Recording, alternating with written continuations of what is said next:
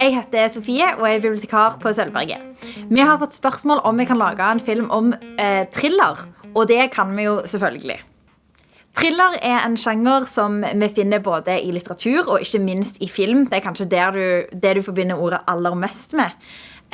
Og det viktigste eller mest typiske kjennetegnet på denne sjangeren at det skal være spennende. Thrilling engelsk og betyr rett og slett spennende. Bare sånn at det sagt. En thriller kan ha så mange interessante og fascinerende karakterer, steder og mysterier som du bare vil. Men hvis den ikke spennende, så det bare en dårlig thriller. Når vi snakker om litteratur, så finner vi thrillerne i epikken. Altså i fortellende eller i romaner og korte historier. Det ikke så vanlig å finne thrillere i skuespill eller dikt. Jeg har i alle fall ikke hørt om et thrillerdikt, men hvis du har en forfatter i magen, så vil jeg gjerne lese det. Allikevel så kan dramaer ha enkelte thriller-element, men rene thrillerskuespill ikke vanlig. Så da skal vi se litt nærmere på hva som faktisk kjennetegner denne sjangeren. For det første så det viktig å si at thrilleren den kan grense opp mot både krim og grøss og skrekk, og ofte kan det være litt vanskelig å se forskjellene på disse.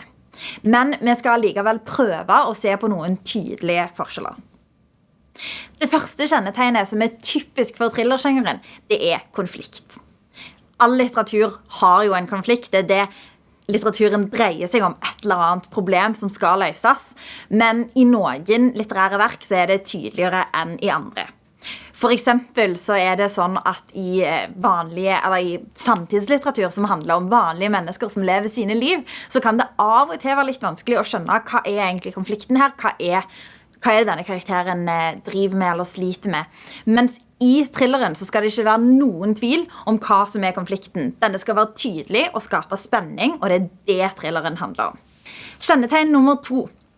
Denne konflikten dreier seg ofte om kriminalitet, krig eller globale spørsmål.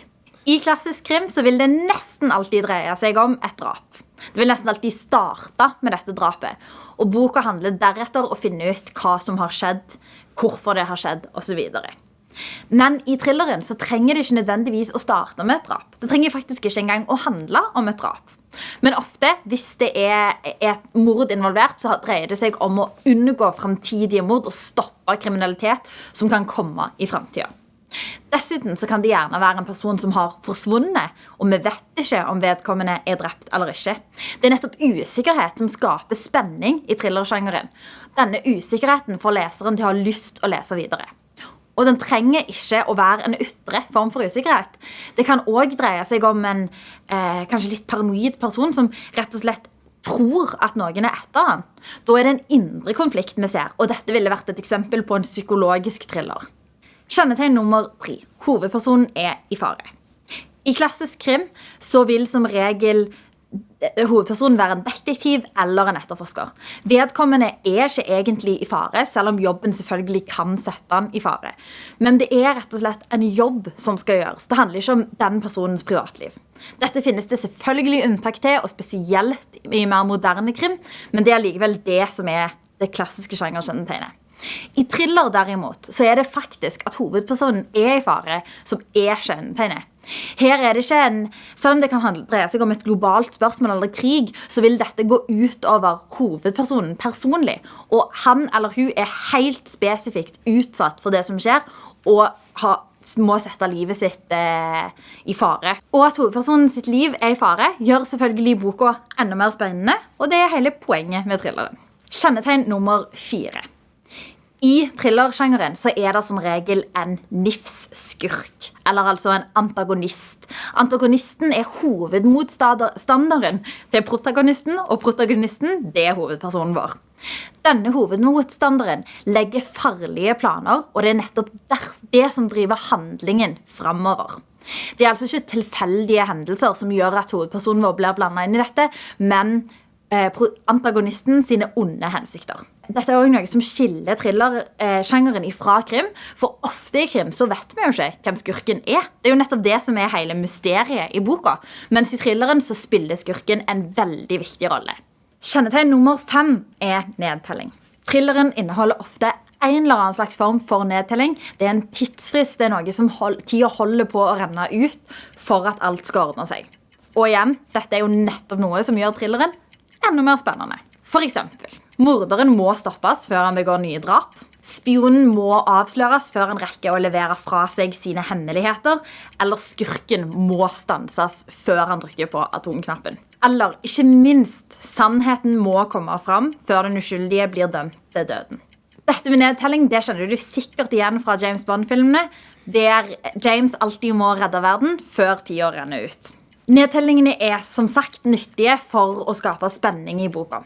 Dessuten så skaper de stress. De skaper stress for karakterene, og de skaper stress for leseren. Men ikke sånn negativt stress. Her snakker vi om spennende stress som gjør at du bare ikke klarer å slutte å lese. Kjennetegn nummer 6. Alvor. Som du forstår, så det ikke så veldig ofte humor i thrillersjangeren.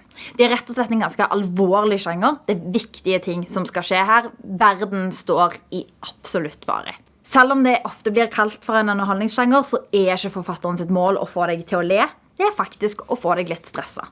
Han vil at du skal synes dette så spennende at du bare ikke klarer å slutte å lese.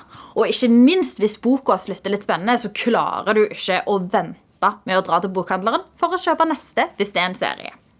Vi kan ta et par eksempler for å vise deg hvordan dette i thrillerlitteraturen. Vi kan begynne med Nattsvermeren. I Nattsvermeren må detektiven Clarice Sterling prøve å spore opp en seriemorder som har en ekkel plan. Han kidnapper unge kvinner, dreper og flår de for å lage en drakt av huden deres. Når han gjør en ny kidnapping, anslår Clarice at de har 3 dager på seg til å finne gjerningsmannen før han dreper henne. Clarice møter til slutt morderen ansikt til ansikt. Og ingenting av dette spesielt morsomt. Vi vil også se på Hvit Armada. I Hvit Armada Norge på randen av krig. NATO splittes av interne konflikter.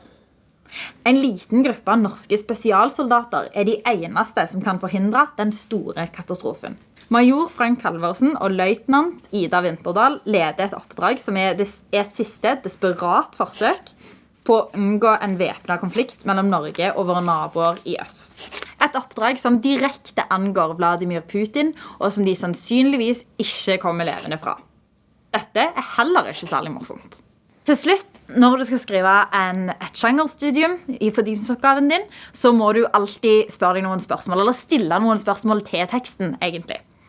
Hvis du skriver om thrillersjangeren, så bør du stille spørsmålet hvilke elementer, altså hva gjør forfatteren for å skape spenning? Hvordan forholder sjangeren seg til de 6 kjennetegnene? Tar teksten opp noe større tema her, sånn globale konflikter eller kanskje krig, eller dreier det seg i stedet om noe mer personlig, et mord eller kanskje en kidnapping? Det også veldig viktig, uansett hva du skriver om, å se teksten din opp mot samtida, eller tida som den skrevet i alle fall. Og for thrillere så dette kanskje spesielt relevant. Noen av disse globale konfliktene kan ha vært kjempeaktuelle på 1950-tallet, men kanskje ikke så veldig viktige i dag. Da det viktig å huske at thrilleren ble skrevet for den tida han var skrevet i, og tenke på dette i en tidsmessig kontekst. Lykke til med fordypningsoppgaven!